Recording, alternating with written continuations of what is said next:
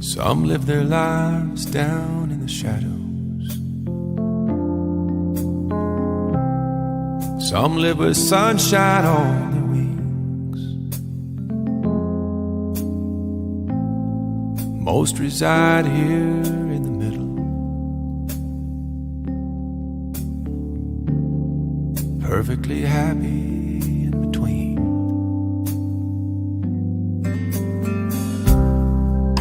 But ordinary ain't your style. Like a jacket way too small. I see you standing on a canyon edge. You're the type that flies or falls. So go on and fly, boy, to the sky, boy. Win or lose, you are free. But wherever you go, boy, clouds above or rocks below, boy, you don't belong here in between.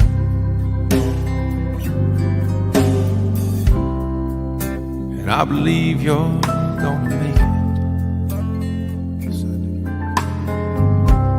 I prophesy you'll find your dreams.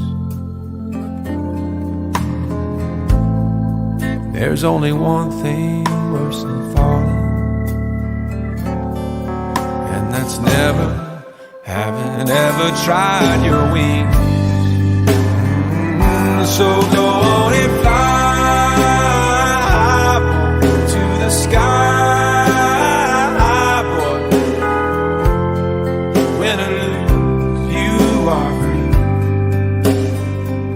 Wherever you go,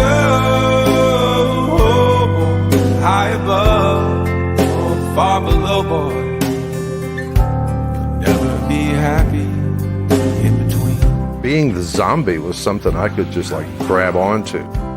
I sat there for weeks and weeks watching all of these people coming up with their zombie.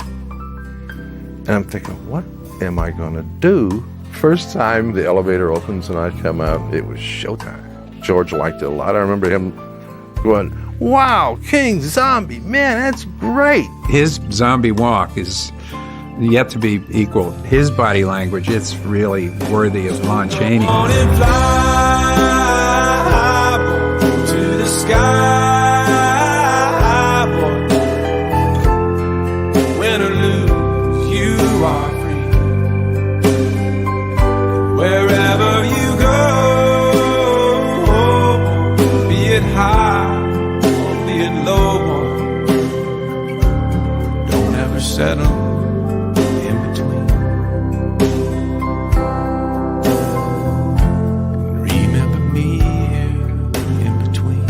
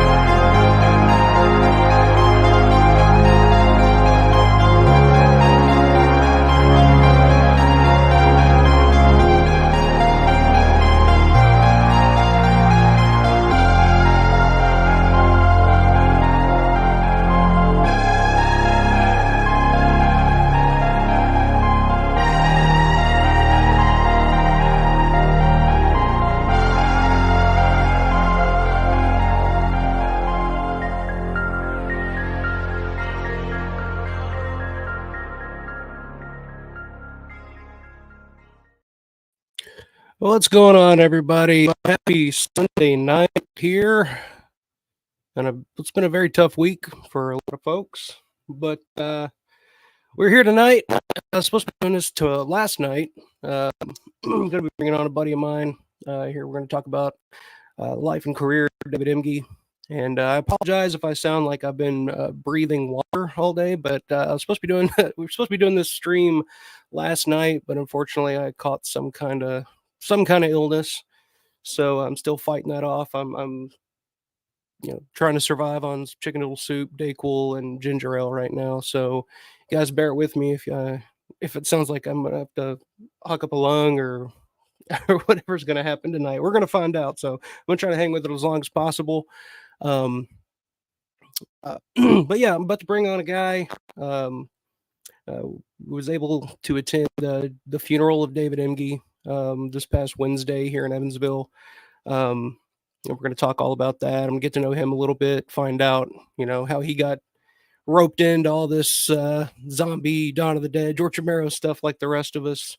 And it should be a fun conversation. So without further ado, let me introduce the man himself, the man of the hour, Mr. Will Phelps. What's going on, man? How you doing? Hey, how you doing, man? Been better. It's been it's been a shitty week, man. It's been a complete shitty week.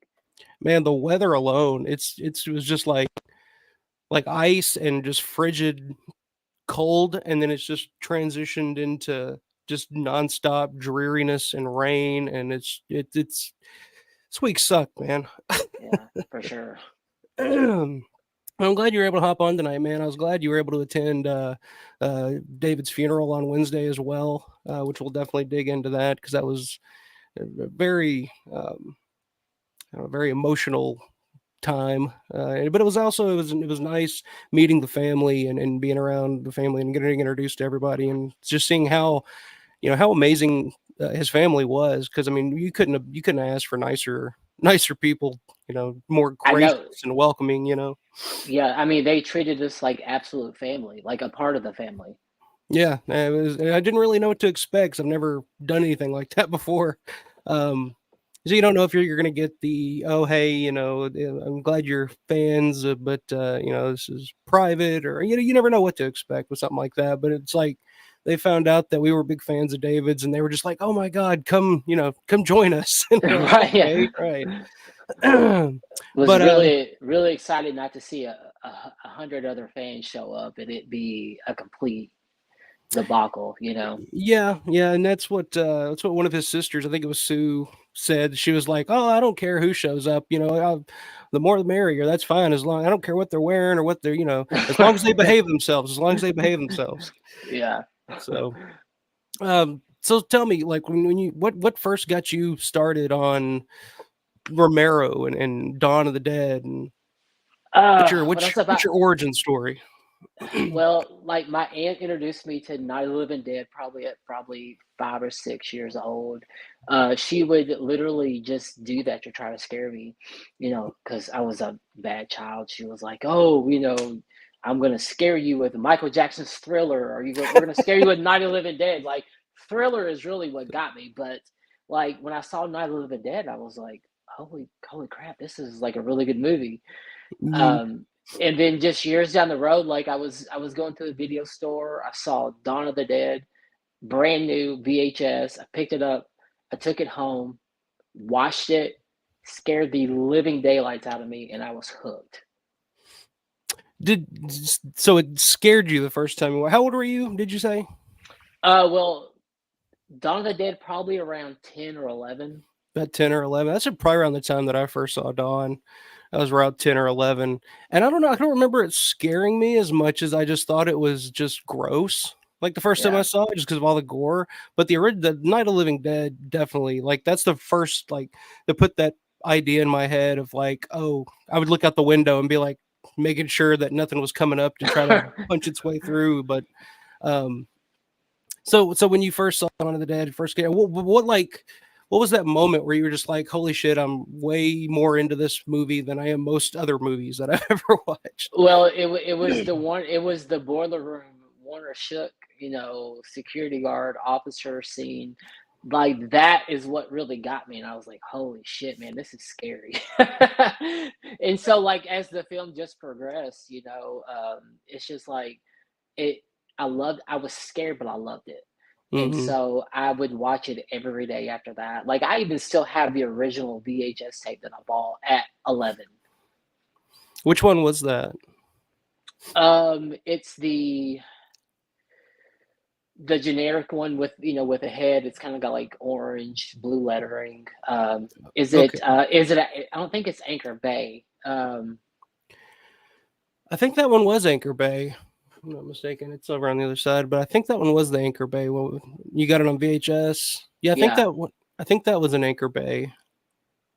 I could be wrong. Hold on, I That have it. Let me sounds get right. it.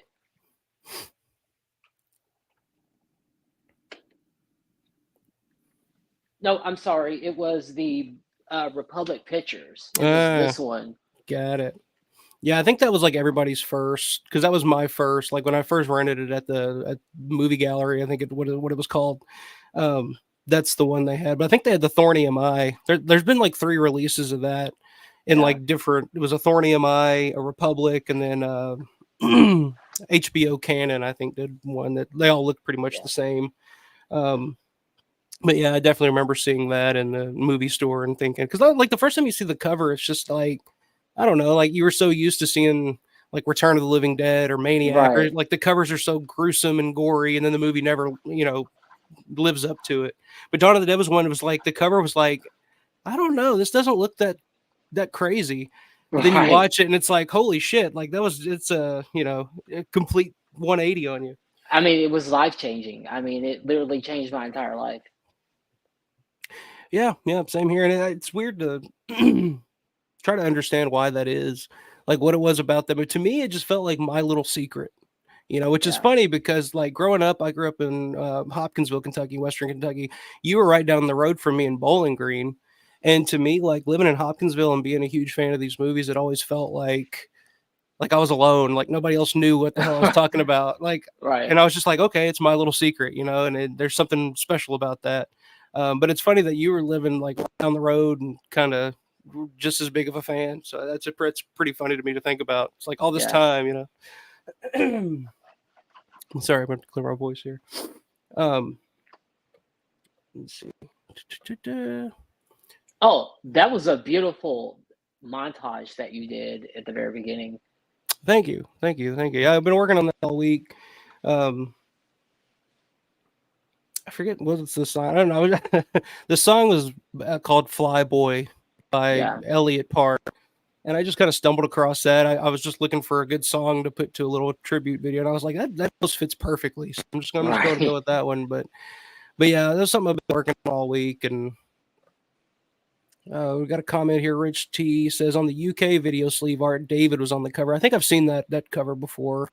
Um, I don't have it. I don't own it, but I've definitely seen that cover before over in the UK. Grande's Graveyard's in the house. R.I.P. Absolutely. What's going on, man? Just celebrated his first 1,000 subscribers. He's already hit like 1.6, so he's going to be doing a 2,000 subscriber stream here soon. So that'll be fun. But yeah, so we'll go ahead and get into. So David Emge, I posted that video last Sunday, when I found out, about David and Hmm. everything, and it really hit me in a strange way because I guess just the circumstances around finding out. Because I literally just watched the Booby Hatch. I just put it in that night, last Sunday night, just for no real reason. Just I was like, hey, I know Dave Emge's in this, and John Russo and Russ Steiner and those guys. So I'll watch it. I've never heard anything good about it, but I was like, I'll watch it. And I'll just want to see what David Emge's doing in it. And literally, as I watched it and I saw him in it, it was like I literally picked up the phone 2 minutes later and saw the news. So it was just a weird moment. But I just want to ask you this, and it's something that a buddy of mine, Matt Landrum, he's over on the Facebook pages and stuff like that. Yeah. He's a big Don fan. He messaged me the other day. I guess it was yesterday, and just talking about David. He was like, when I first heard the news that it didn't feel like it really hit that hard, but as time went on, it just kind of got like more and more real, where it was like, Yeah. holy shit, like these were our heroes growing up. Like we grew up with these people, good times, bad times, etc. And I've never been one to really get into like, you know, oh man, this celebrity just died, so it's really gonna affect me. Like it's happened maybe a couple of times in my life, George, Tom Petty, Johnny Cash. That's probably about Hmm. it. Yeah. But but for some reason, this one just hit. I guess, and also just because I'm finding out that he was living right here in Evansville, and I'd been wondering for years, like where, I wonder where David's at. I always assumed he Right. was just like up in New York or something like that, but I I had no mean, idea. that literally blew my mind when I read that because I saw Evansville, and then I automatically thought about you. I was like, oh shit, like Michael lives up there. I was like, I bet he's going crazy right now because like, oh, not knowing.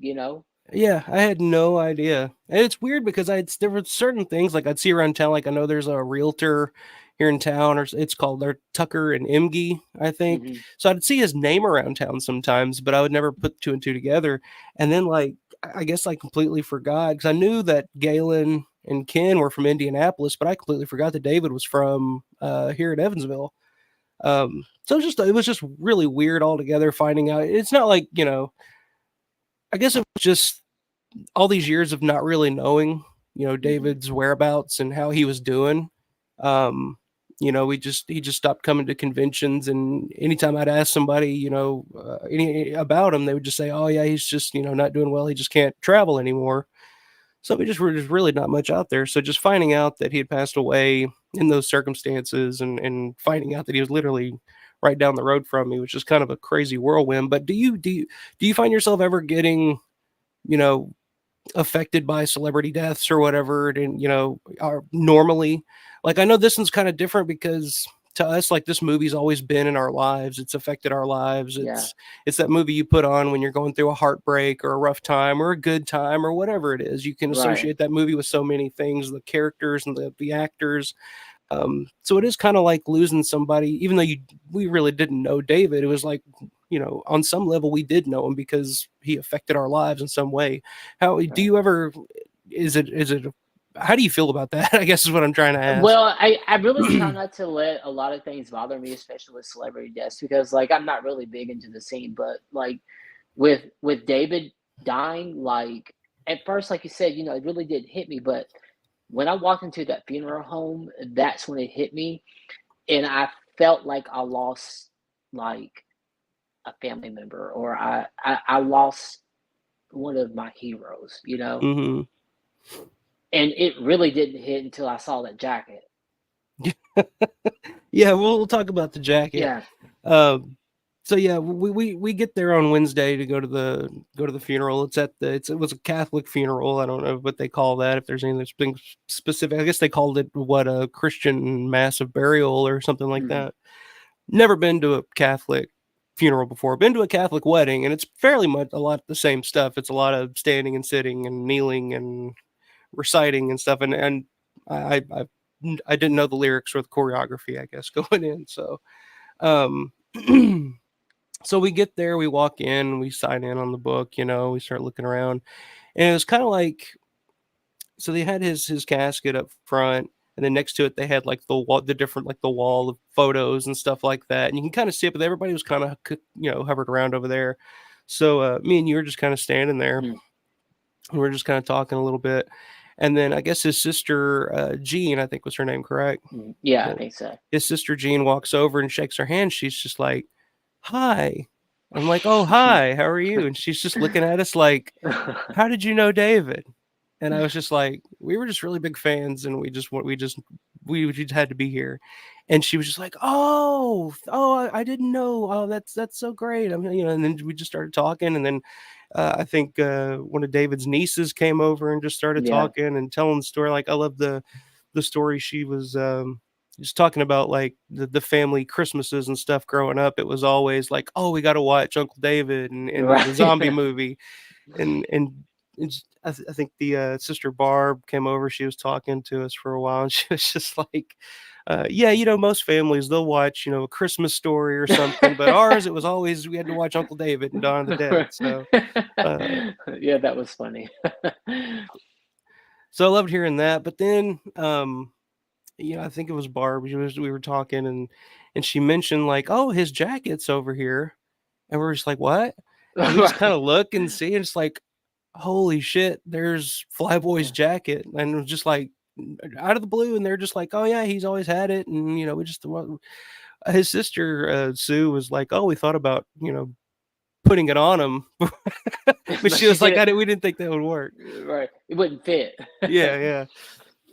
So yeah, we look and there's the fucking jackets and over there. We're just like, oh, holy shit! And like to Right. everybody else, it's just like, oh, it's a cute little souvenir or whatever, something to remember David by.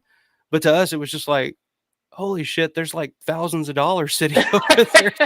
Like somebody is gonna like come up with a blank check at some point. But yeah, I was completely blown away and surprised that they had that jacket.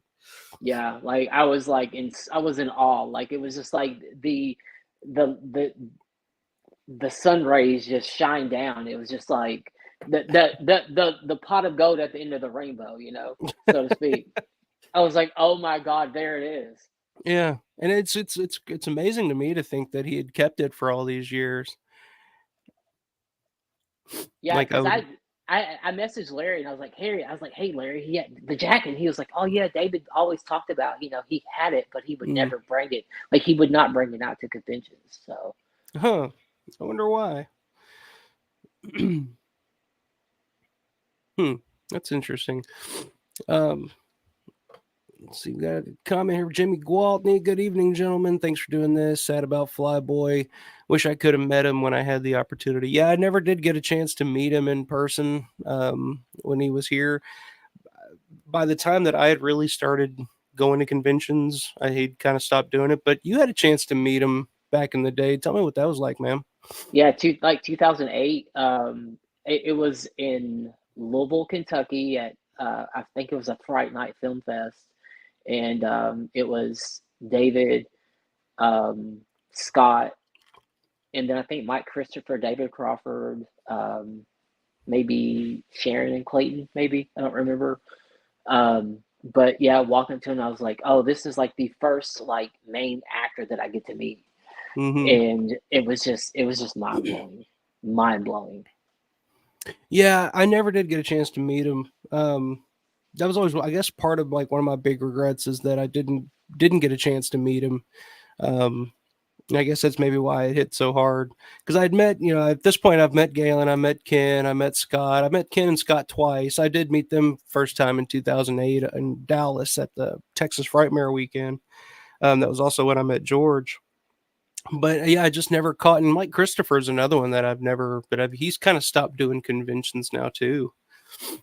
I'm not sure why, um, but yeah, always wanted to meet David. Never got a chance to. Um, what do you remember about your interaction with him? Well, that was a long time ago. Of Yeah, course, I probably walked up and said, "Oh my God, I'm your biggest fan," and he's like, the "Oh yeah, typical. whatever, yeah, yeah." I was like, "Oh yeah, okay, whatever." But I mean, I remember us chit chatting. I don't remember what exactly we talked about, but I mean, Hmm. he was great. And the weird thing about it is that he was sitting there by himself. And I would think, with him being, one of the main characters in Dawn, he would have a line, especially back in the day when autographs were $20. Oh yeah. But yeah, it was mostly just there, him by himself. Hmm. And so I got to speak with him for, a few minutes. But it was, I mean, very humble. I mean, very humble. I, Yeah, I feel like he started like kind of getting bored with it at the end. And I think probably that's another reason why he stopped. that's a good. So that's true. I think he did his last. I think it was 2015. I think was his last convention. So I know his sister had said that he had initially gotten sick right around 2018, correct? Mm, yeah, So yeah, there's probably that 3 year period there where he just wasn't doing much. But it's unfortunate that, especially for something like Living Dead Weekend, where everybody gets together, and I'm sure it's a completely different. If you've ever been to Living Dead Weekend, which I know you have, um, but it's a completely different type of convention. Like you go to your Scream Fest or your Horror Hound or something like that, and it's so much right. bigger. There's so much more going on, so many moving parts, and so many people there that it can be like, I've heard similar stuff about Scarefest in Lexington last year. I think I guess it was this past year, but they had, Warner Shook and Chris Romero and John Amplis and all them. And apparently they didn't have very many people at their tables, and it's just because, I mean, think about, you go to these conventions and you have a certain amount of money you can spend, and shit's so expensive now. If you want to meet Robert Englund and get a picture, it's going to be like $200 at this point. That's So wild. you really don't have, and I guess these conventions can pay these other celebrities or whatever to sit in and just to add names to the thing, because they're making so much money back off of their top names, I guess. I don't know how it works, um, but yeah, it's a completely different vibe at Living Dead Weekend. Like, David would have been at a Living Dead Weekend. David would have been one of the biggest names there, and he would have had nonstop lines. So, so it's a shame he never got a chance to experience that and do that and come back to the mall. Well, let's see. Matt Landrum's in the house. What's up, man? We were just talking about you earlier. Hey, dudes. Hope you're having a good evening. Thanks for doing this. Of course, like I said, a little bit under the weather this weekend, but I had to hop on here. I had to do this. I was really looking forward to doing this stream tonight and kind of talking about David and talking about the funeral. Now, any other takeaway, like any other thoughts, takeaways from the funeral? I thought the actual funeral, it was funny. I wasn't really expecting to kind of stay for the funeral part. Yeah, exactly. Like, I was just like, oh, we'll stop in and visit, and pay our respects and whatnot. But his sister, Jean, actually came up and was like, hey, are you guys staying for the funeral? We're just like, yeah, I guess if that's okay. And she's like, yeah, just you're more than welcome to sit with us. We'll be sitting here in the back. So I guess she kind of figured, like, I don't know, maybe we're probably not Catholic, so we're not hip to all the exactly. So she was like, we'll be back here, because I didn't think she was really too into it either. Just the Catholic aspect of it. So I guess she was just more like, hey, come sit with us, and you'll be comfortable back here. You won't have to, try to memorize, lyrics or something like that. But that was pretty cool. Like, stand up, sit down, stand up, sit down. Exactly. And that's it. Like I said, I'd been to a Catholic wedding before, and it was kind of the same thing, where it's a lot of stand up, sit down. There's like certain, it's like the priest will say something, then everybody else has to say something. And it's just like, I don't know. I'm not trained for this. Me growing up, it was always, Southern Baptist funerals and weddings and stuff. And that's just literally, you sit there, they play, I can only imagine, they play that or whatever, right. And they say a few nice things, and then, that's the way it is. But no, it was a wonderful ceremony. It was awesome seeing all those pictures too, that they had of David. A lot of, of him as a younger guy, growing up. And that one picture I pointed out to you, he's in like this purple, like 70s suit. Right. And it's just like, oh, wow, I never quite looked at him the same. But yeah, it was any other takeaways you had from the funeral and service, or any other people you met, or stories you heard? Well, I think the most upsetting thing that I heard, that I was just like, wow, I can't believe that, is when his sister said that he practically had given up, and that when fans would write, he just had no desire to respond to letters. And they actually tried to encourage him to do it, but it's just like, I feel like he just gave up, and I think that's what's sad. The saddest part about the whole experience. Yeah, I definitely agree with that. Especially here, because I guess that by the end he had kind of grown a beard and long hair and was just kind of, yeah. And that's another thing that kind of weighed on my mind ever since then, is just kind of the end of life and how tough that can be on most people. And you hate to hear shit like that. But it's an unfortunate aspect of life. It's just the fact that he was in a nursing home. That's like the last 5 years too. I mean, that is Steve Andrews. I mean, Steve Andrews be laid up in a nursing home. It just blew my mind. Yeah, and I'd heard he had, been in an assisted living area Yeah, or, or whatnot, but you never know how bad it is because nobody really knew yeah, how bad off he was. I know if he was bad enough to where he couldn't travel to do these things anymore, um, you can kind of tell that it's probably not good, um, but no, I guess it was just always a part of me that was always kind of hoping that someday it's like he's gonna make a comeback to like a Living Dead weekend or something like that one more right, yeah, time. Or and right, I know talking to Larry about it, he said that he had something about he'd had the address. He was going to write a letter to David, maybe try to set up like a hmm personal signing something for fans or whatnot, but he just never did. And yeah, hearing that, I don't know if he would have been too responsive to that at this point. But yeah, that does it is heartbreaking to hear that because you kind of, and that's one of the reasons why I always say when it comes to conventions and stuff, and it's like meeting your heroes, it's like just meet them and let them yeah, know that you appreciate them and that they've meant something to you and changed your life in some way, because a lot of them don't know, and they should at least know. You know what I mean? right, Like they should at least exactly, be aware of that aspect. So even like if you get a chance to meet like a Tom Savini or somebody who is notoriously maybe not the you know not nicest guy, but you know what I'm saying. Like I've heard a lot of stories about people meeting Tom, but still, just go let him know that he meant something. He was important to you in some right. way. Funny thing about that, like I've yet to meet Tom Savini, and I've been at many conventions that he's been at, but I don't want to have that experience. So I've heard that. therefore, I haven't met him. I don't think I probably ever will.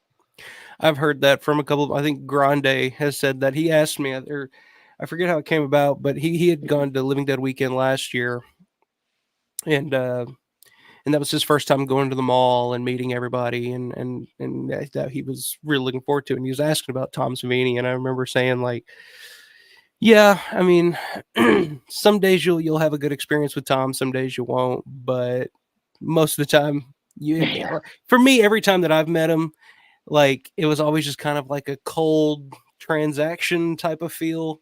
But like outside, that's the thing. In a convention setting, it's kind of a hey kid, how you doing? Here, I signed right. this.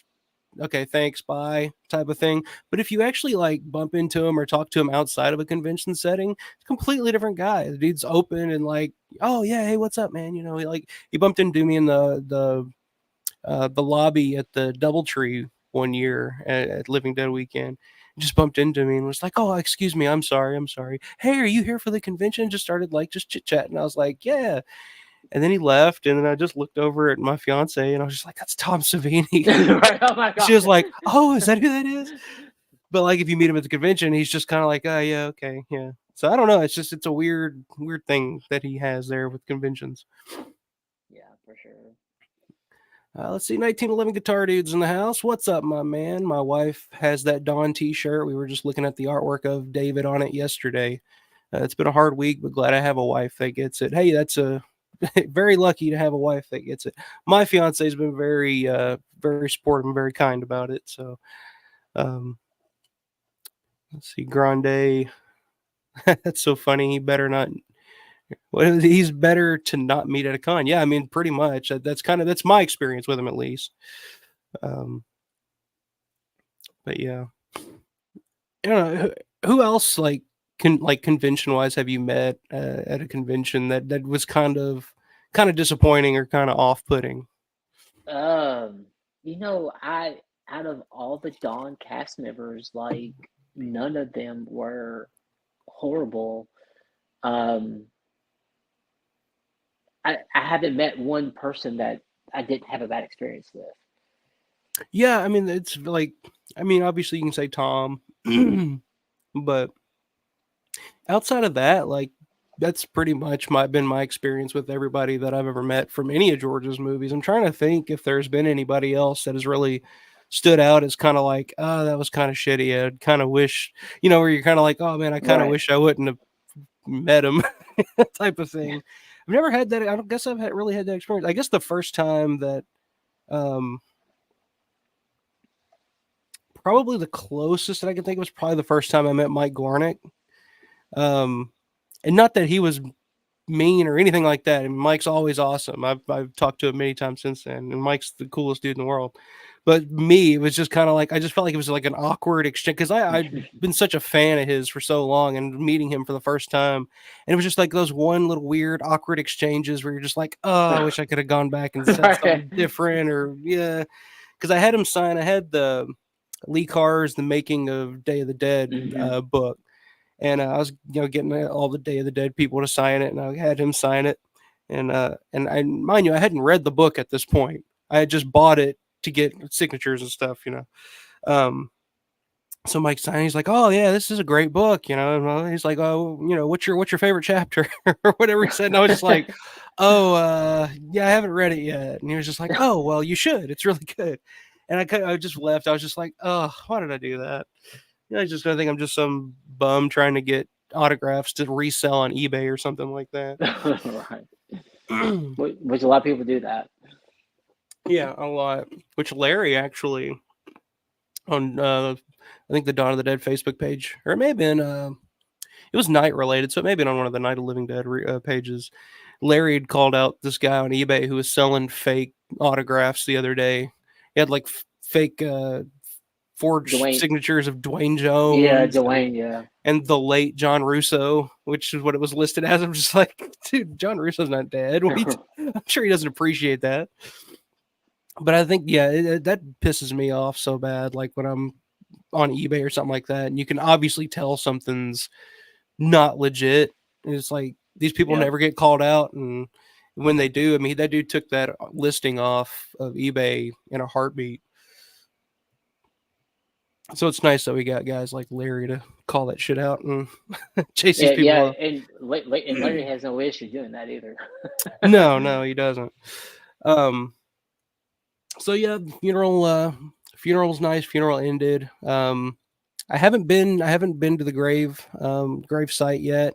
I was planning on going yesterday, trying to track it down and find it, but like I said, I was in bed all day, sick as a dog. So I didn't get to, so I'll probably plan on doing that maybe like next weekend or something, just kind of visit.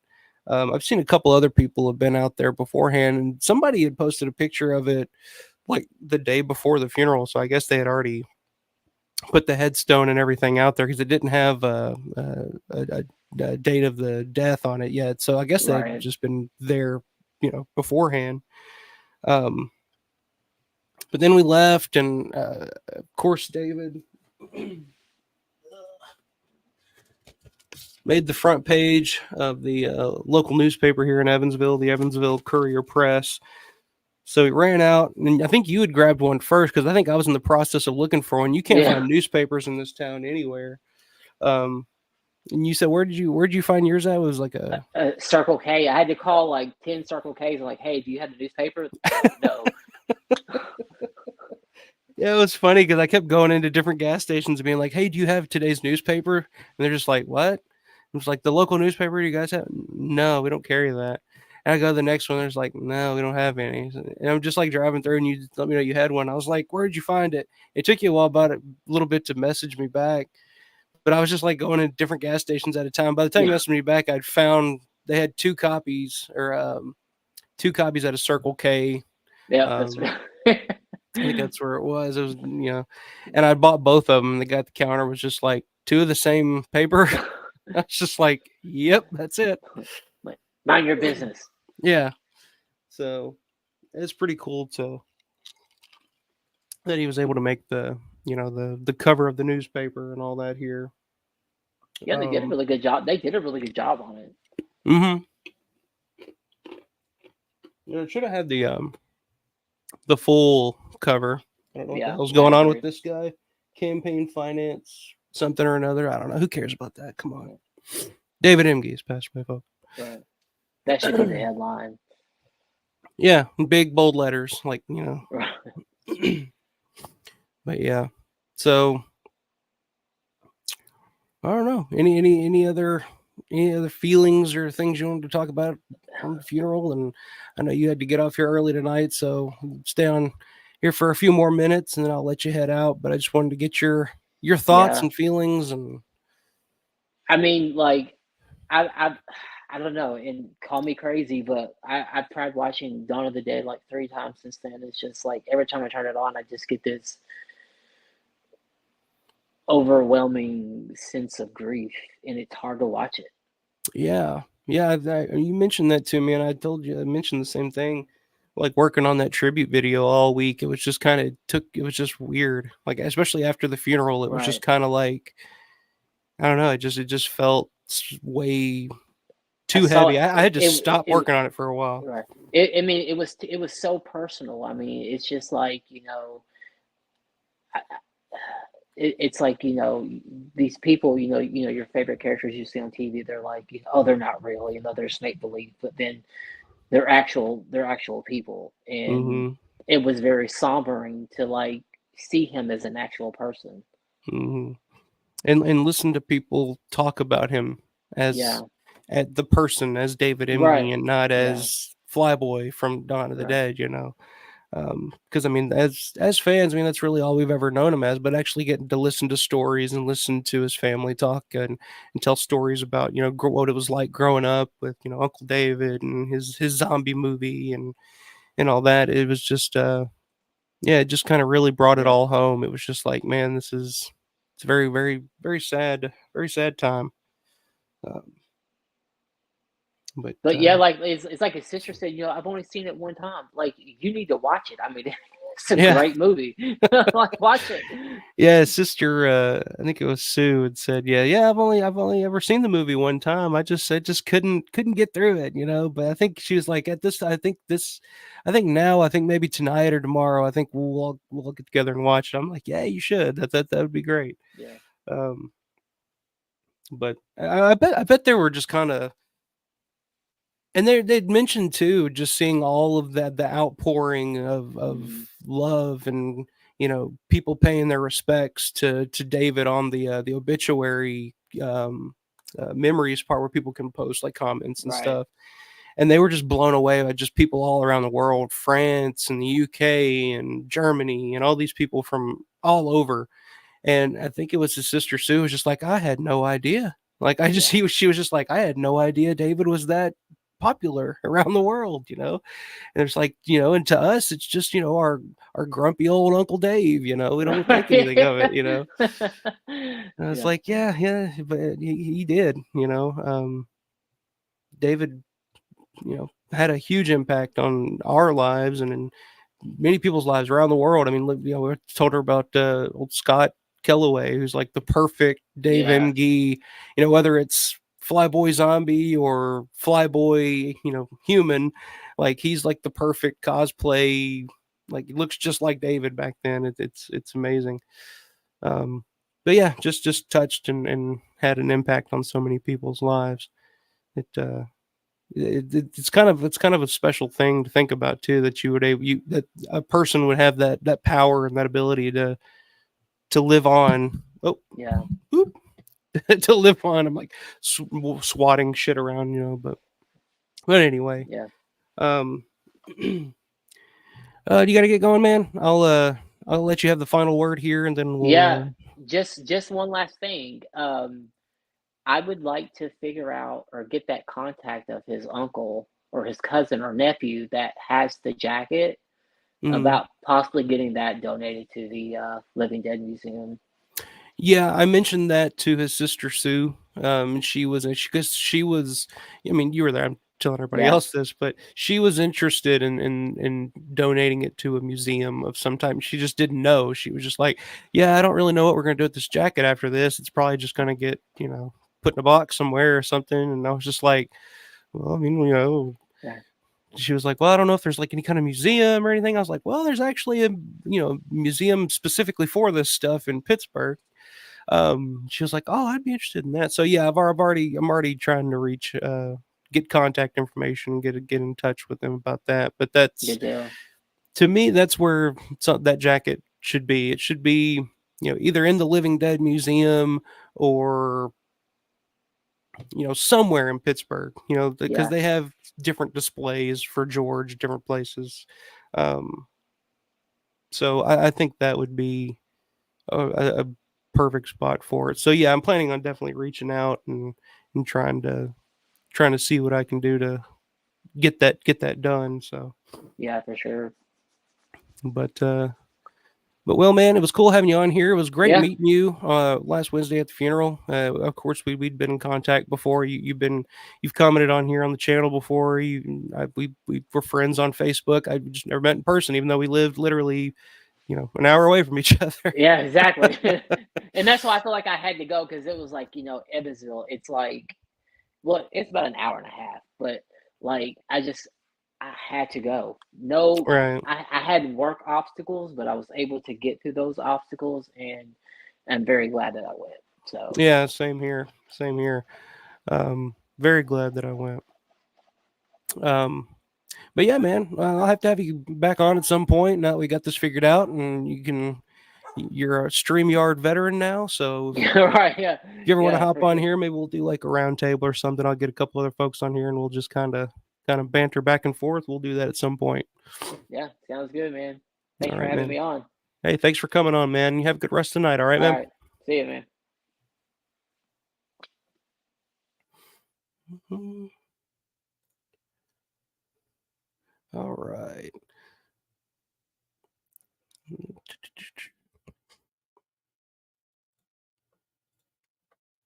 All right. So that was Will Phelps, ladies and gentlemen. Big Dawn of the Dead fan from my neck of the woods here in Western Kentucky. Glad he could hop on here. I'm glad he could come to the funeral with me as well on Wednesday. So it's glad to have him on here, get his recount of everything. Um, Good dude. Check these comments here. Rich T, what's up, man? I met George 3 times and was crushed when I learned of his passing. First met him in 2007. Got a Dawn of the Dead one sheet signed and a Creep Show DVD. Those 2 autographs cost me nothing. That's such a nice man. Yeah, and that was 2007. I mean, that's the time and conventions where these celebrities would more than willing. Like George, when I met George, it was 2008. It's pretty much the same thing. I had him sign 3 or 4 different things, and I think it was like $25 or something like that. Literally, you pay the $20 to buy a photo off his table. He signs that, and then anything else you got, and takes a picture with you. It was pretty incredible, especially how things are now. Matt, what's up? Regardless of not knowing him personally, David was part of our lives. Personally, I'm not just grieving David, but grieving that part of my life that he was entwined with. Beautifully put, perfectly put there, Matt. I know we discussed that a little bit uh, yesterday and today on Facebook, but yeah, and that's the that's the thing about, especially for me, when it comes to like David Emge, Ken Foray, um, the big names. I like we grew up since I was 9, 10 years old. Grew up with these characters. Grew up with like they were just so many different points of our lives. Whether it was teenage heartbreaks or losing loved ones, or to me, like one thing I do every time I move somewhere new, the very first thing I watch once I get my TV and everything set up, I watch Dawn of the Dead. Um, we equate it to so many different moments and time periods of our lives growing up, and it's like shit, we're all getting older, and this movie has been with us for 20, 30 years now, some of us longer. But for me personally, I mean, it's been a part of my life for most of my life. So when we start losing these people that we grew up with, our heroes, um, the people that we idolized, looked up to, it really hits home. It's very it's hard to really put into words, I guess. But yeah, beautifully put, Matt. I'm glad you're in here, man. Jimmy Gwaltney, we were all zombie fans before it was cool. Yeah, I definitely was. Because I guess when would being a zombie fan have been considered good or cool? Um, I would say probably mid 2000s. Dawn of the Dead remake, Shaun of the Dead, like it was kind of in pop culture again. Walking Dead. I mean, that's the big one. I mean, when Walking Dead came out, it was like everybody and their grandparents were zombie fans. But yeah. Synthetic, what's up, man? Good seeing here. There, thanks for the stream. He will be missed, absolutely. Just finished NAMM today in Anaheim. Did tons of live streams. Just a couple from Venice Beach. All right, man, on the move. Synthetic. All the way over in California. And you said you're from the West Coast area, aren't you, Synth? I think you San Fran, I believe. Which they're it looks like they just won the NFC Championship. Came back from a big deficit and to beat the Lions. So we're going to get a 49ers Chiefs Super Bowl again. So that'll be interesting. I'll be pulling for the Niners. So Romero's characters were often very layered, even for scary movies. Grande says Don is goated, man. Absolutely. I mean, to me, and yeah, I'm biased as hell, but there's just so much. And going back to Synth's comment here, is very layered, so many layers to those characters. And it's like every time I watch, especially working on that tribute video for David that I played at the beginning of the stream, like you see like such a character arc there that David played with the Flyboy character. Like when you first meet Flyboy, he's like uptight and everything's super serious, and I got to be super serious because I'm not prepared at all for this. Whereas like, Peter and Roger's characters, they're more like relaxed, like even though the world's going to shit around them, they're trained, they can handle this and yada yada yada. Whereas Flyboy is just like, oh man, like he's just so, butt cheeks clenched, like just very like when he swings the mallet or whatever, it's just like this weird, he's just not comfortable in this situation whatsoever.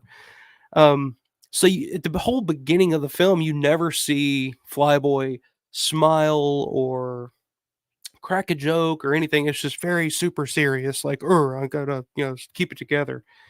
But then by the scene where he meets up with Peter and Roger at the J.C. Penney's, and they're running down, through the J.C. Penney's, they get to the glass doors of J.C. Penney's, and they say, "You did all right this time, Flyboy. How about it?" You see like this release of the Flyboy character. You just see him start to release like all the tension and all that, and it's just like from that point on, Flyboy starts to make the right decisions, do the right thing. It's like he just needed that moment to like laugh and whoopee, just let it all go. And then from that point on, he's much more of a relaxed. He's until of course the tragic ending when he makes the complete wrong decision and starts firing at the motorcycle gang. But yeah, I can't agree with that enough. There's so many layers to Romero's characters, and you had more to that comment. Sorry, Snyder's Dawn had terrible characters. I can agree with that. No, they're not terrible, but they're just two-dimensional. And just like you said, there's so many layers to Romero's characters that the Dawn remake, to me, the characters were just two-dimensional. It's like this character is like the though I'm a bad dad and I'm a bad husband and blah, blah, blah, so feel bad for me. And then the other character is like, I'm the rich guy and I don't care. It's just not, yeah. Anyway, I don't want to turn this into a Dawn remake shitfest, but that's the thing about, that separated Romero's characters and a lot of Romero's films from a lot of other stuff. Especially in horror, it's just the depths of the characters. Excuse me, I'm going to chew this ice real quick. But another thing that's pointed out I was on like the Dawn of the Dead Facebook group the other day. Somebody pointed out just the subtle thing when they all get together, they get in the helicopter and they fly up, and of course the line where Peter says, "Are any of you leaving people behind?" You hear Fran say, an ex-husband, as saying like it almost felt like she was happy to be apart from that ex-husband, whereas Roger says an ex-wife, and Roger's sitting there, and I've never noticed it before, but he has that wedding band still on his finger where it feels like he's not letting go of his, like, just little subtle things like that that tell you about who these characters are and their past and all that. It doesn't take a scene where the two characters have to get together and spill it out in black and white, you know. Romero, it's a very unorthodox way of doing it, but Romero was really good at like subtly telling you who these characters are without hammering it into your head. Anyway, I just want to go on a little tangent about that. Larry's in the house. What's up, man? We were talking about you earlier. Will just had to hop off here. He said you'd go on for about 45, 50 minutes or so. But Larry says, thanks for going to David's service and representing us as fans. It's great that you guys could relate to his family a bit. Of what he means to so many people. Yeah, and me and Will were talking about that earlier. They were just kind of blown away, just kind of very it's like talking to his sister. She knew that David was in a cult film and was, had fans because he would do, conventions or whatnot. And he would get fan mail and all that. But she had no idea just how many fans that he had from around the world, just in the obituary, in the memory section where people were commenting from, France, Germany, the UK, all over. She was just like, I had no idea that he had so many fans all over the world. So yeah, it was great to be there. And I think, they were just really, really appreciative that so many people appreciated David and his work, and listening to, how he got started. And, I guess in a high school play of Our Town, talking to his sister Barb, she said, yeah, he was the narrator for the high school play of Our Town at Mater D High School here in Evansville. And from that moment on, he was just obsessed with acting. That's all he wanted to do. He just wanted to be in theater. He wanted to be in every play that she said every play that the high school would do from then on, David had to have a part in. He had to do something. And then of course he went to the University of Evansville here, and I can't remember the guy's name, but I guess he was a cast member or something on Barney Miller. Apparently him and Dave Emge had become friends, and that's what he kind of led David into wanting to do screen acting. I'm gonna look that up real quick. Can't remember the guy's name from Barney Miller, but he became good friends with David Emge. Kind of got him his start. Let's see. Barney Miller. Let me look at the cast here.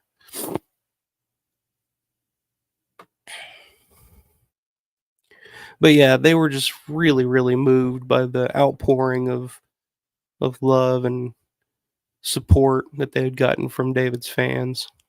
And it was just wild seeing that jacket, man. Trying to see. I can't remember the guy's name off the top of my head, but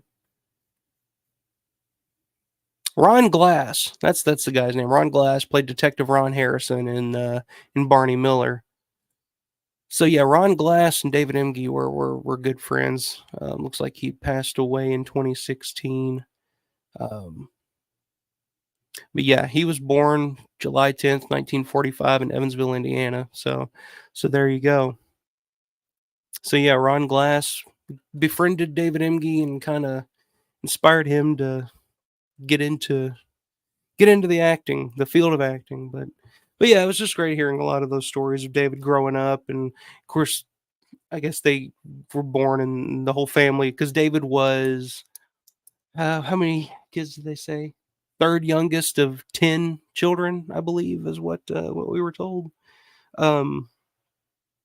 Of course, they grew up behind the Catholic Church, and they would always say David was always so fascinated with, makeup and acting and theatrical, just always fascinated by that.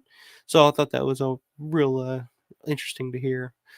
But glad you could stop in, Larry. I'm gonna try to. I got to get you on one of these streams at some point. We got to talk some George. Since says going to Mulholland Drive tonight to remind myself of David Lynch's movie vibe. There you go. That Angel mechanic clip you shared was funny. He had some chops. Yeah, that's another thing too about. And it's unfortunate that David didn't do more acting. It's because after Dawn he didn't do anything. According to his IMDb, I don't know if he did any more theater stuff or what, but according to IMDb, he didn't do anything after Dawn until Basket Case 2 in 1990. So I don't know what happened. David had some chops. I posted his scenes from the Booby Hatch earlier this week, where he's playing a character by the name of Angelo Fettuccini, and he's I guess supposed to be a mobster. And he's playing it. It's like he's doing like a Humphrey Bogart type of, hey, if you ever need anything, you just holler at your brother Ange. Okay, I got you. But yeah, great in that. And then he also had a little performance in a film that Russ Streiner did in 1976 called The Devil and Sam Silverstein. Where he plays like a mechanic, and he's just kind of like this grimy, scummy mechanic. Dude had range. I don't know what happened after Dawn of the Dead, why he didn't get more roles. I mean, even Galen went on. She had even just in George's films. Of course, Ken would work with George again. Ken was in Night Riders. Scott was as well. Galen would work with George again on Creep Show, and I think she had like a casting role in Day of the Dead, I believe. But yeah, David never worked with George again after Dawn, and like I said, really didn't do much after that. So I don't really know what happened. If he just kind of just did strictly theater after that, I'm really not sure. But he could have been a great like character actor. I think for especially in like cult horror films, I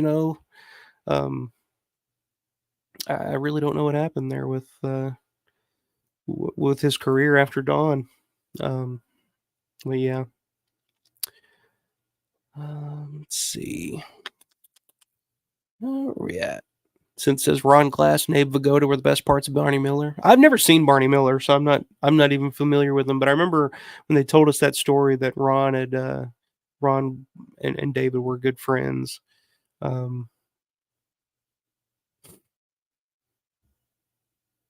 I've heard of Barney Miller before. It's just a little bit before my time, I believe.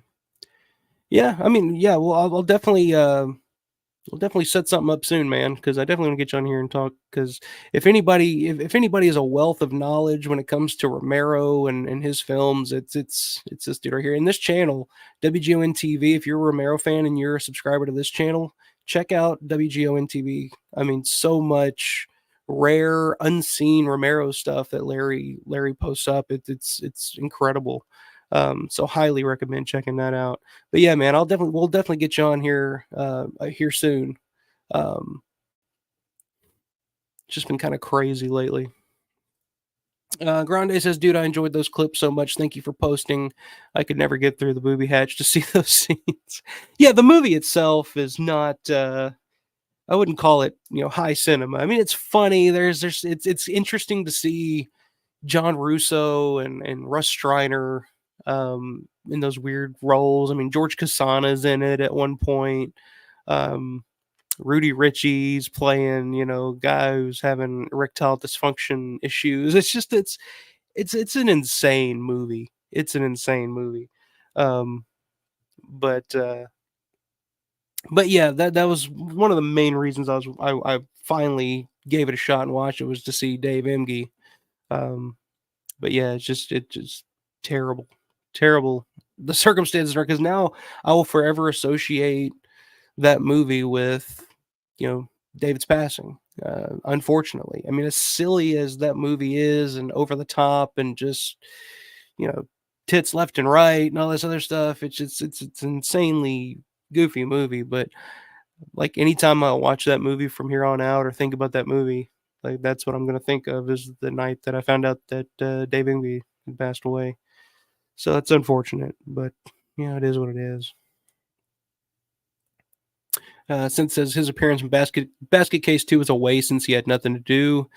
You couldn't see his face in the head prosthetics. Yeah, that is a weird, because he did Basket Case 2 in 1990 and then a movie called Hellmaster, which I've never seen. And that was like 93, and that was pretty much it. That was his last film role. And I think his role in Hellmaster was a little bit more than Basket. But yeah, Basket Case 2 was like, why would you even cast him in that role? They're just he plays a character called Half Moon Face or something like that, where he's just like literally a crescent moon.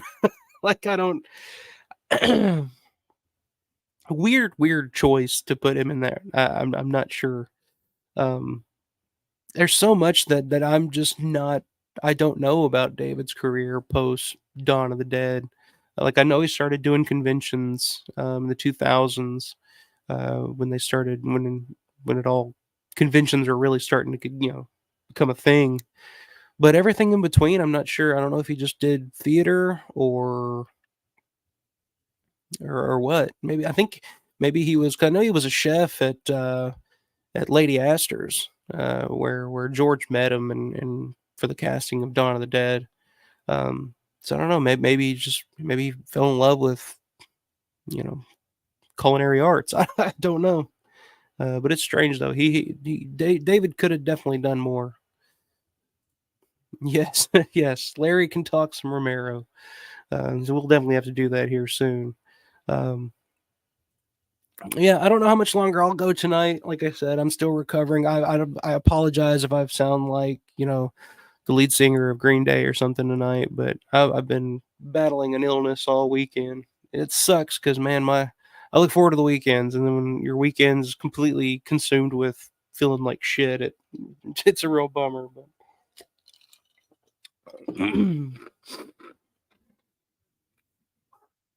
But yeah, I guess before I hop off here, I did grab some of my Flyboy David Emge collectibles just to kind of throw that out there.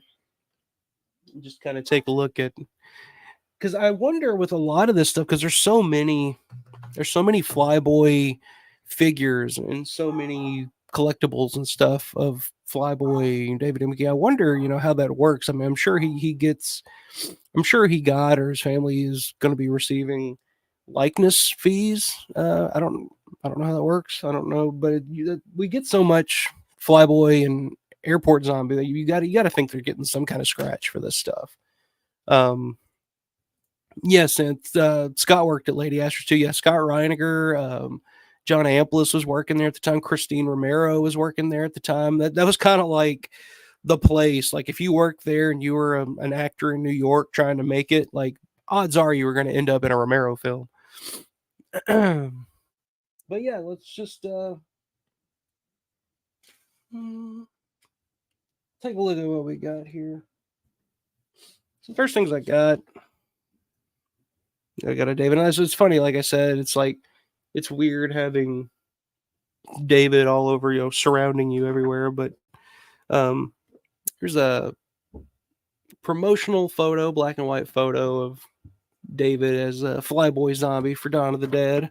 Then I also have just like a regular, I don't know what this would have been used for, but as you can see, like, this one has the writing and whatnot on the bottom. This is just a regular print of that photo. So I have both of these just to have it. And then, of course, Cult Classics, the NECA Series 3. Pull this back. There we go. Flyboy action figure here. And I mean, I just always thought that was such a good looking figure. It's got the gun and everything with it. Always just because they did this one, they did the Hare Krishna zombie, and then they also did the airport zombie. And I found this one, the Hare Krishna zombie, I bought in 2008 at the Texas Frightmare weekend. They had that. I had that one for years. The other two I had to track down. This one I just stumbled across at a flea market in Murray, Kentucky, of all fucking places. I remember seeing it and thinking, like, as soon as I said it, I was like $60 or something ridiculous, because this was years after the fact that they already gone out of print. And it sucks when you see the actual like price tag on the bottom of these from when they were first originally sold, and they were going for like, $15. And then you wait, and then years later you're like paying $60. That's a good deal for this thing. But yeah, I saw it at that flea market, and I was just like, holy shit. So I had to get it. I had to pick it up. So now I got all three of them. Just the completionist in me. Then, of course, we got the Flyboy Living Dead doll. Did this one and Airport Zombie. And these I didn't go crazy for when they came out, because I don't collect Living Dead dolls. I don't really care. But I did find these for a pretty good price at a local FYE in Paducah, Kentucky. I think they had both of these, and they had lowered the price on them, because I guess they just had them for so long. They just lowered the price on them to the point where they were down to like $20 a piece. So I went ahead and bought them both, and I was just like, it's Dawn of the Dead. I'll take it. And then this one is this is a pretty cool little figure here. This is a custom figure that I've seen these around. They're not super, super rare.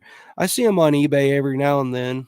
But I just love this because it's, of all the Flyboy figures that are out there, there's no non-zombified Flyboy figure except this, and it's just this. Let me see. There's a good shot.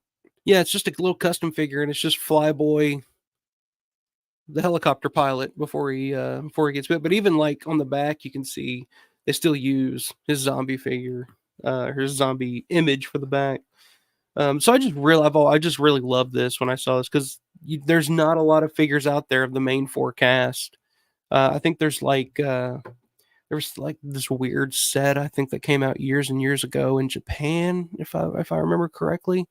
But other than that, like, you don't come across, Peter, Roger, Flyboy characters that are, just their own characters. Which I talked to Ken Foray about that at Living Dead Weekend a couple of years ago, because I had him sign his. I have the Peter one as well, and I had him sign it. And I was like, man, we need more Peter figures out there, man. This is the only one that's out there. And he was like, oh, it's coming. I'm working on it. So I don't know if he's got something in the works or what's going on, but yeah, I like having a non-zombified Flyboy figure.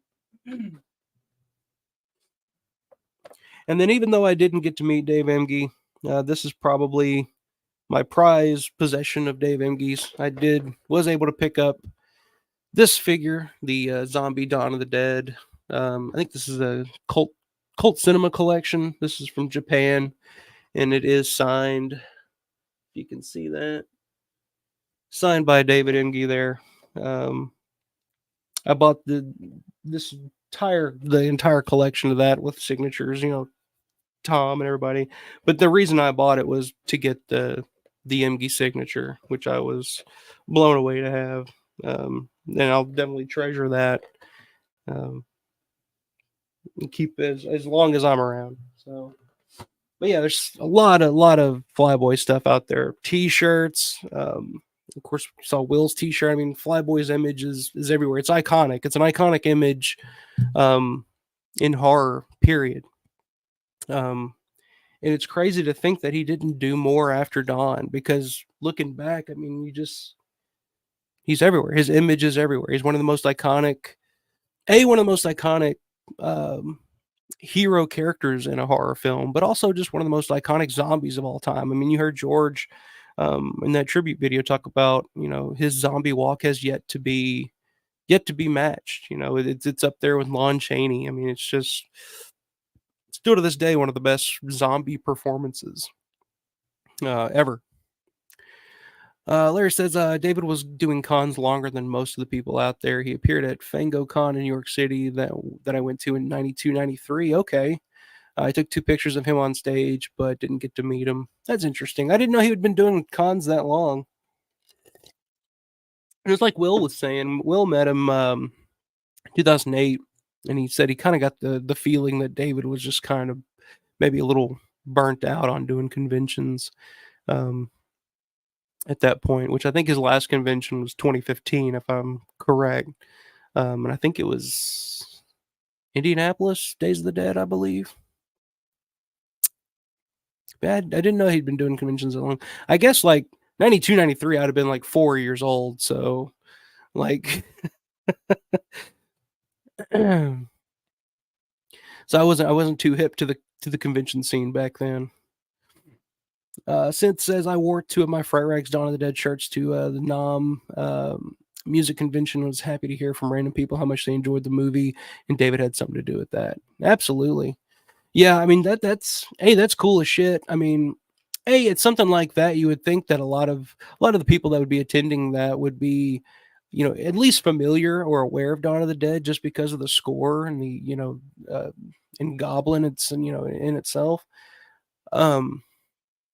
But yeah, it's always like usually if I'm out and about and I'm wearing a Dawn of the Dead shirt or anything Romero and somebody like it's happened to us at we were at this store called At Home, which is like a home furnishing store or whatnot. And I guess they're all around the country, maybe I'm not sure, but the one here in Evansville. And I was wearing my Crazies T-shirt, and I was there with my fiance and my daughter. We were shopping for pillows or some shit. And this guy, with his wife or girlfriend, were walking by, and he saw my Crazies T-shirt, and he was like, "Hey, man, great shirt!" And I'm a huge Romero fan, and I think I embarrassed my fiance a little bit because I just stopped him right there in the aisle and just started talking to him. I was like, "Oh man, you're a huge Romero. Oh man, I love Romero." Like, I was just talking to him, and I think he was just kind of like, "Dude, I was just telling you a nice shirt." Like, I would just wanted to stop him and just talk to him and just, and I was like, "Well, hey man, like, I do a YouTube channel here, and blah blah blah." And he was just like, "Oh, okay, cool, man, thanks. I'll see you later." But yeah, there's just something you get excited and you just want to like stop him and you're just like, "Oh my god, you're one of us." It's funny, but I embarrassed my fiance a little bit. She's just like, "Oh God, here he goes again." Granny says, "Of the 4 lead actors in Dawn, which do you think should have had the biggest career afterward?" Um, Probably Ken. I think Ken did. I think of although I mean, Gale. I mean, just depending on what you would say. I guess in terms of acting, Ken is the obvious choice. Because he did go on to have a pretty lengthy and busy career. Um, so Ken would be would probably, I mean, that's probably the one that I would go with. But Galen has had an amazing career after Dawn, not just as an actor, but as a documentary filmmaker. Um, and she's good friends with Tony Buba because Tony Buba does a lot of documentary filmmaking, and I guess they kind of do festivals and stuff together. So they're very, very, very good friends. So Galen's had a hell of a career after Dawn, just as a filmmaker in her own right. Definitely wish we could have gotten more because I've just gotten more from David. I don't know why we didn't. And same for Scott. Which I think Scott just went on to. I think he just became an acting teacher in L.A. I believe. So I mean, all of them were successful in their own right, but I think in terms of just like biggest careers in terms of like acting, I think Ken was probably the main star that came out of Dawn of the Dead, and I think that he kind of carried that on to throughout the rest of his career, all the way up to his stuff with Rob Zombie here. Um, Lately, I guess it's been 10 years or whatnot, but that's a good question. I think David, there definitely could have been a chance that David would have had a bigger career if he would have done more films. Like I said, I don't know why that is. Why he didn't, I don't know. But I've never seen. I'd like to track down and try to watch some of Galen's documentaries. I don't think I've ever seen any of them, but I know she's won awards and all kinds of stuff. I mean, she's done very well for herself. So that's one thing I definitely need to look into is trying to track down some of that because I'm that way. Like I like Tony Booba. Like I fell in love with Lightning over Braddock just because I knew Tony from his work with George and all that. So I love Braddock. I'm a huge Martin fan, so I love the story of Braddock, and that's what Tony's films are basically about. He's telling the story of Braddock because I mean he grew up there and he still lives there to this day, as far as I know. So that's what kind of drew me to watch Lightning over Braddock, and that I love that movie now. So I definitely need to track down some of Galen's stuff. Um, but yeah, uh, Grande says, yeah, Scott and David totally should have done more. In my opinion, they were fantastic. No denying Ken had the most roles afterwards. Yeah, yeah, and like I said, I don't really know why that is, but you know, some, and it's kind of the same way with Amplis too. Like I've heard Amplis talk about when Martin came out, he felt like that was going to propel him to, you know, a big time career. Because I mean, he's amazing in Martin, and pretty much every review and anybody that has ever seen Martin pretty much will agree that the strongest part of that film is John Amplis's performance. Tarantino has said it himself that John Amplis's performance in Martin was the best performance in any Romero film.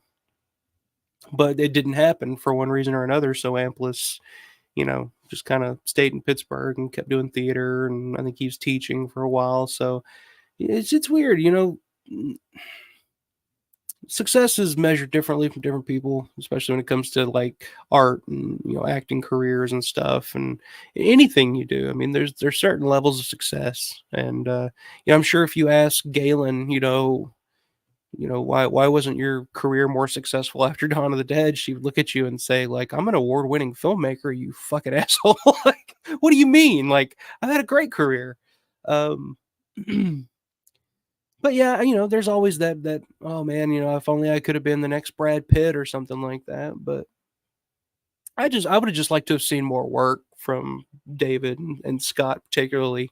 um I just think they just had so much more to offer. um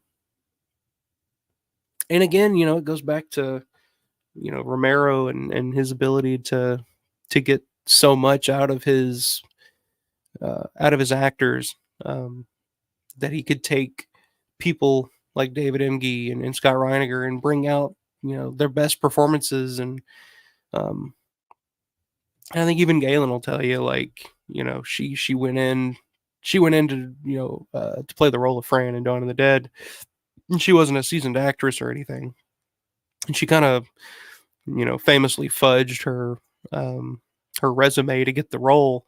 Um, but if you look back on it now, I mean, her performance is fantastic. There's so many parts in that film that there's just so many like subtleties to her performance that you know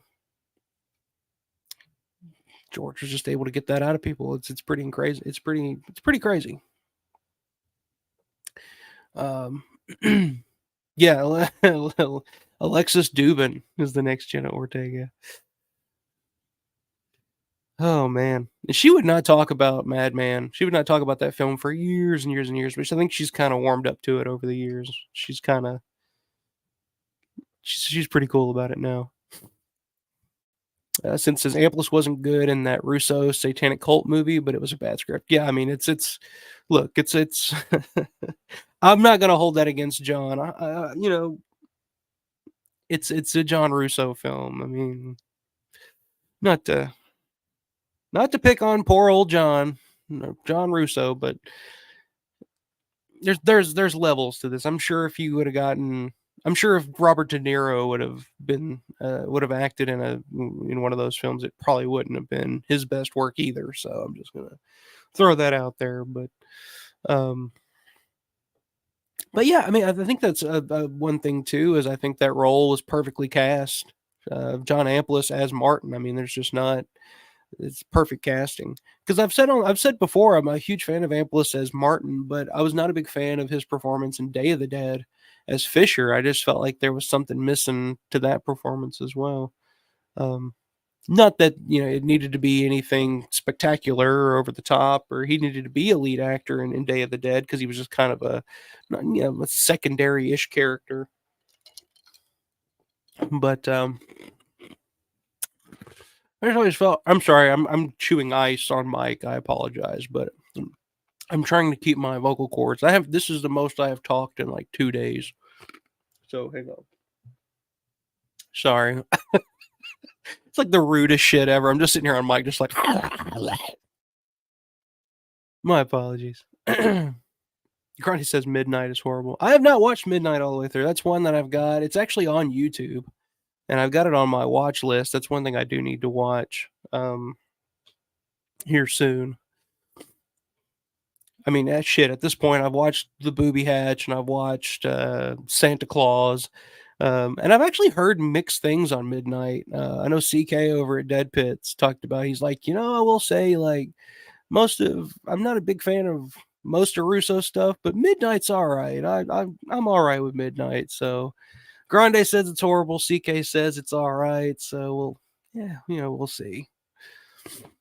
Grande says Amplis is such a kind human. He was the best person besides Alpha I met that week. Oh, thanks, buddy.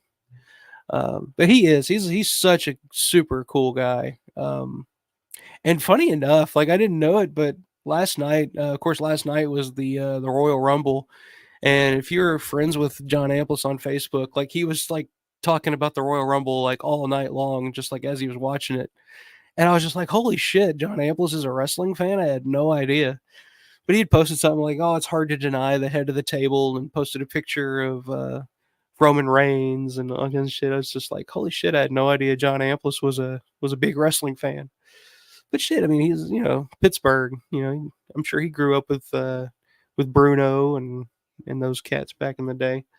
So, but yeah, Amplis is definitely one of the more cooler guests you can meet in person, because absolutely would glad to have a conversation, and just loves talking about his work, and his time working with George, and working with everybody else that super super cool guy, very down to earth too. Like I always kind of wondered, like growing up watching Martin, like I always kind of got I was like, oh, if I ever met John Amplis, I feel like he's probably a real hoity-toity, artsy-fartsy type of guy. I don't know why. I guess it's just like the way his performance was in Martin. I just kind of assumed he was just kind of a theater guy, which he is. I mean, he's an amazing theater actor. But when you meet him, he's just like one of the guys. He's just like, oh man, thanks a lot. It's so just a cool guy. Which it is funny when you meet those people though, that you meet at a convention and they're just like, oh, I take my work very seriously. Which a lot of these people, which somebody like John Amplis, you think, famous for being Martin and stuff like that. You meet a lot of these people at a convention, and it's like, oh, I loved you in Friday the 13th Part 3, and they're just like, oh yeah, that was just like, to a lot of these people, it's just a job. It's like, oh, it's just it's something I did 30, 40 years ago, and I don't really think about it too much, but I'm getting a chance to make a buck off of it. So I'm gonna, But when you get somebody like John Amplis who loves the character of Martin just as much as you do, and you get to talk to him about it, those are the special things that I love about going to conventions, is when you see that the people that you're meeting actually have a love and affinity for the characters and the movies that you have a love and an affinity for. And you get a lot of that at these, Romero conventions, like Living Dead Weekend stuff, like, because a lot of the people that worked with George were just local, and they've lived in Pittsburgh their whole life, and they still live in Pittsburgh, and they get a chance to come to live, the Monroeville Mall, come to the Living Dead Weekend, and hang out with old friends, and make a few bucks, and having a good time, and that's what makes Living Dead Weekend different than a lot of conventions, in my opinion.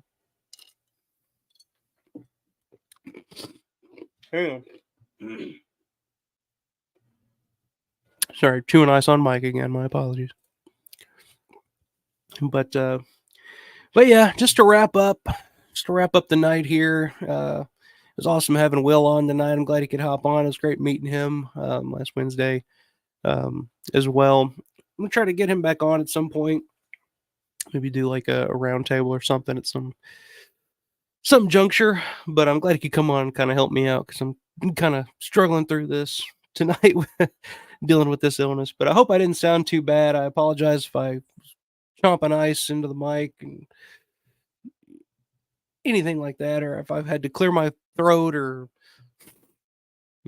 got the sniffles or whatever. But I had to fight through it. I had to talk about the great David Emge because it's been a week to the day that I found out that he'd passed, and it's been kind of a crazy, weird week. It's like we were talking about with Will earlier, just the weather this week has just been weird. Went from like frigidly cold and snow to it's just been like dreary and rainy and gross all week ever since. So it hasn't really done much to, boost the mood, I guess. But yeah, finding out about David and, attending his funeral, meeting his family. I mean, that was amazing to be able to actually meet them and tell them, on behalf of, because like I said, they had no idea that David was so beloved by so many all around the world. And I think the fact that, me and Will were able to come and kind of represent his fans, I think they loved it. I think they were so appreciative of that. Because, they were very proud of David's past and, the fact that he was in this, because like I said, to them, he was just, their brother, their uncle. But it was kind of cool to have his fans there, but it's always tough to say goodbye, but that's where we're at. It's life. None of us are getting any younger. And it's like I've said many, many times, and I'll say it again.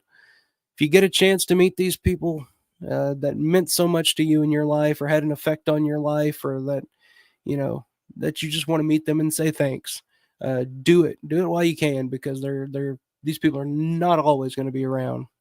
Hey, what's up, King Gore? I'm sorry you're late. No worries, man. Like I said, I'm late. So I was supposed to do this last night, but I was I was dog sick last night. I was in bed all day yesterday, and I hated missing because I was looking forward to really hopping on here with Will and talking about David.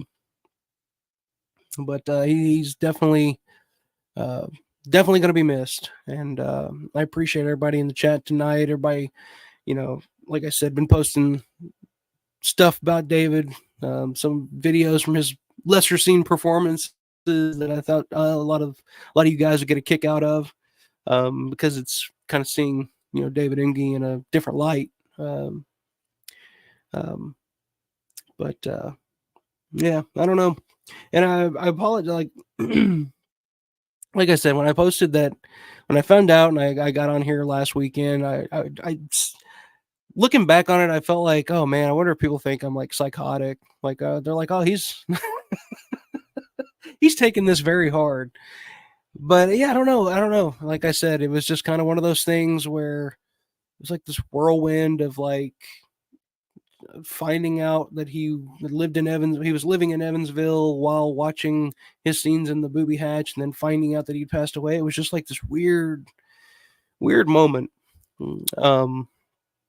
But it's been great, seeing all you guys' comments and all that throughout the week, and memories and thoughts of David and his career and his performance as Flyboy. And but yeah, he definitely will not be forgotten. He will definitely be missed and always remembered. And I think every single one of us that are, if you're watching this tonight, if you're in the chat, if you watch this after the fact, you're obviously watching this because you're a huge fan of George. You're a huge fan of Dawn of the Dead. And therefore you're a huge fan of Dave Emge. So, just let you guys know his family, you guys are very much appreciated by the family. And yeah, just well, he'll live on forever. Definitely live on forever. As long as the movie lives on, and that's why I'm doing this channel, so we can kind of keep this movie and George's legacy going into the future. Sin, thanks for the show. Be well. Thanks for joining in, man. Good to see you tonight. Have fun the rest of your trip. And Grande, awesome show. Appreciate it, man. Gory Corey, thanks for dropping in, man. Sorry you hopped in late, but I'm gonna have to get off here and probably blow my nose and all kinds of other shit that I don't want to talk about. Stuff you guys don't want to hear. Saturday Nightmares, what's up, man? Sad week. Thanks for sharing your pics from the service. Amazing seeing the Flyboy jacket in the new pic. Yeah. Yeah, and if you missed it earlier, but I had a buddy Will on. We were talking about seeing that jacket and just being like, "Holy shit!" But we're talking about maybe trying to get it in the hands of the Living Dead Museum at the Minerva Mall in Pittsburgh, because his family had mentioned they weren't sure what was going to happen to that jacket after the fact, or what they would do with it. And they asked about maybe putting it in some type of museum or something, that they were just like, I don't really know what kind of museum we would put it in. But I was like, well, actually, I kind of know. So maybe maybe at some point soon we'll set that up and maybe have the opportunity to put it on display for all of Dawn fans and Flyboy fans around the world to be able to see, because it was pretty mind blowing. That they just had it. I mean, it was still in fairly good shape. I mean, you could tell that was the jacket that he wore in the film. So yeah, I mean, it was pretty amazing. Matt, I appreciate you being here tonight, man. It was good talking to you over the weekend about everything. And maybe if you ever want to hop on here, man, chat, you're more than welcome to as well. Just, let me know. Yes, Saturday Nightmares, that would be the ultimate display. Yeah, definitely would. I think there's a lot of fans around the world who would I mean, I've seen people shit their pants over less. We'll just say that. And I think that would be a very popular item for people to see and take pictures of. But we'll see what happens with that. But appreciate everybody joining in tonight. You guys have a great rest of the night, a great rest of the week, and as always, stay scared.